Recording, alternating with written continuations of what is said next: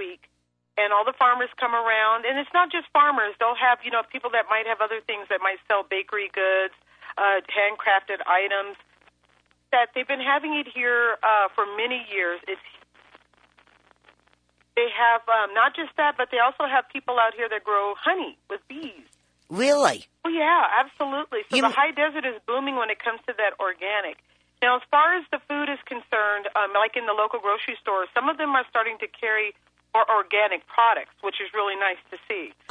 Another option for that. But basically right now it's all about the fruits because summer's coming. People want fruit salads, things to keep them, kind of cool and everything. So the farmer's market here does very well. They're very supportive of the farmer's market up here in the high desert. So that's what's going on here. Definitely go to your local farmer's market, get your fruits. And you know what, Bev? Wow. I'll tell you something. It tastes different from when you go into the store. It is so fresh at a farmer's market.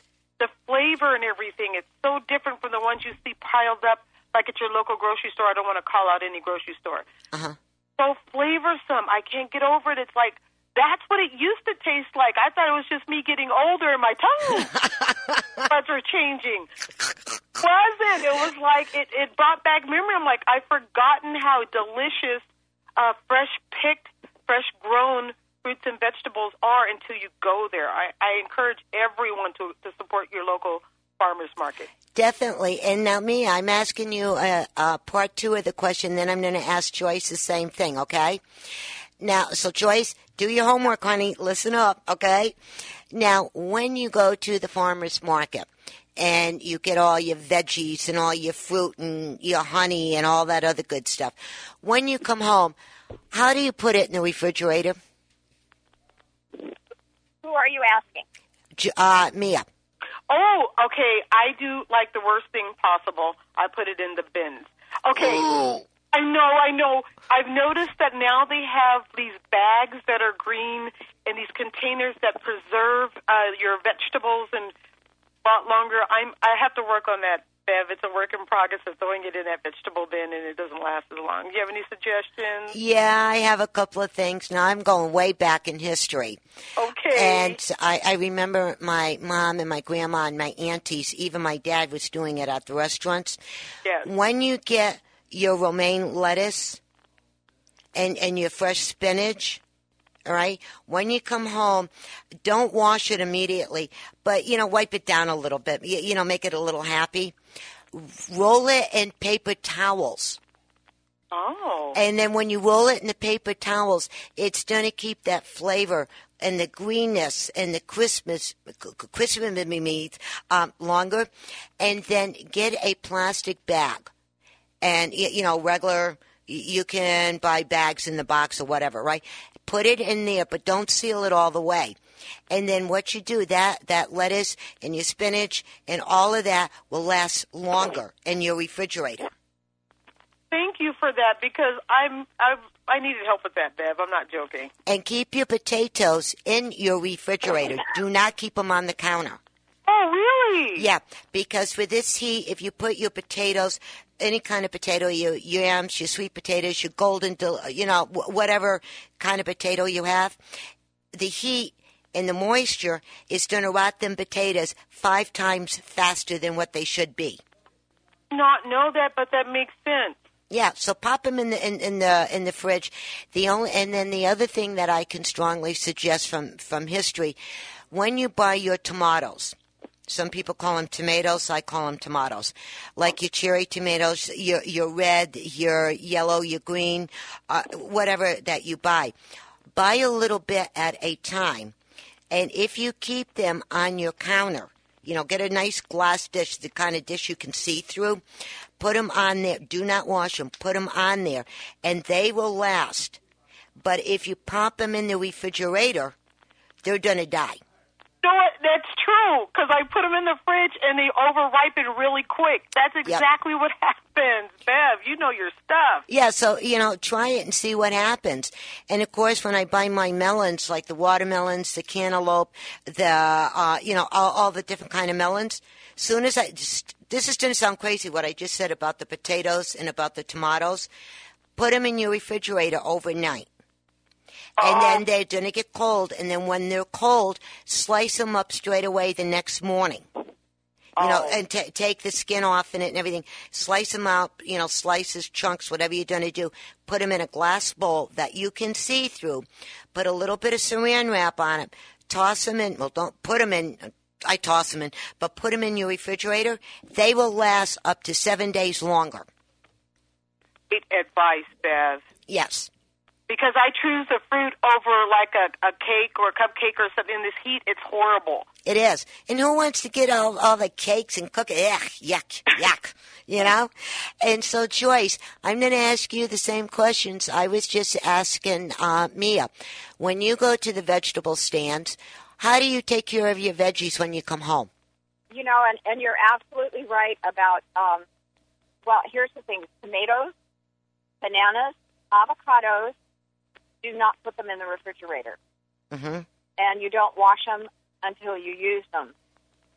When you do, and I love my farmer market radishes, I clean those right away, of course, and wash them and put them in an airtight container, and they stay really crispy and good. But that's something exactly what you do with the lettuces. You kind of wipe them off, put paper towel on it, put them in your bag, roll it up, and then when you get ready to use it, because if you wash your lettuce ahead of time or anything, it'll start rusting. You'll see it oxidizes. It gets oxidation on it. It's just interesting with the different fruits and vegetables what you can do. I agree with you on the potatoes. You start and think, when we used to have, when they had storm cellars, yes, they had potato cellars. It's dark and it's cold, right? Yep. Dark and cold, and that's how you store your potatoes. But now I found an interesting thing with your berries.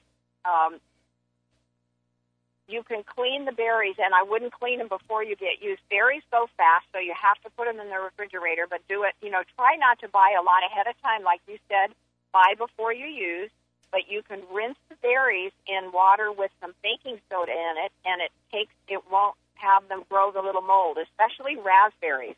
Raspberries and blueberries and blackberries kind of get mold on it. Not so much blueberries, but the raspberries, blackberries, any with the little seeds like that, they get mold.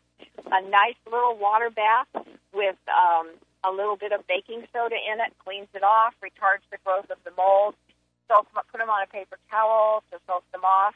And if you want a little cooler right before you eat them, pop in the fridge. But don't overbuy. And you go, the farmers markets are usually once a week. But if you look at different areas, we have one Fridays here I'm in Laguna Hills right now, sitting in my car.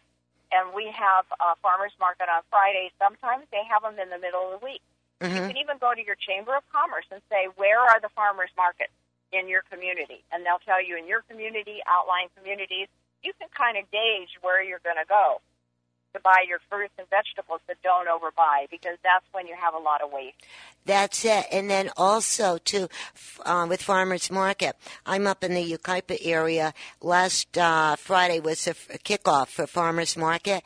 And Mia, you're right. It's not only Farmers Market. They have all different kinds of vendors with the jewelry and the clothes and a this and a that. Then they got all the bakery stuff over there. So, guys, come on. It's spring. It's summer. This is the time to be outside and play. Yes, right. Play and buy the stuff fresh. And support your local farmers. That's what you want to do. And they're just, their food, like Mia was saying, it just tastes different. It's like when I was growing up, we had apricot trees, we had peach trees, nectarine trees, and everything. And the food, you just can't find that fruit that tastes the same way when you buy them in the market. There are some markets that have really good organic food. Trader Joe's. Definitely. Whole Foods. Mm-hmm. And believe it or not, Albertsons has a really good organic section, plus they have their own brand called Wild Harvest. And in this little study that I got, in fact, I'm blogging on it, about how to clean your vegetables and what markets are the best. Super Target has a really good line of organic food. Surprising, right? Super Target. Yes. But you just have to look and watch for the quality, and don't buy a lot. Find what tastes the best, and then you go back and buy more. There you go. Those outdoor farmers markets, there's nothing that beats it. And in certain areas, like in Fallbrook and things, they have co-op farms where you can go and you can order your vegetables, and they'll pack a box for you right from the farm, organic, great, and the price is always really good. Okay, Joyce, I got to interrupt. Joey just gave me the 2 finger. Now we're down to 1 a finger. That means that we got a 1 a minute.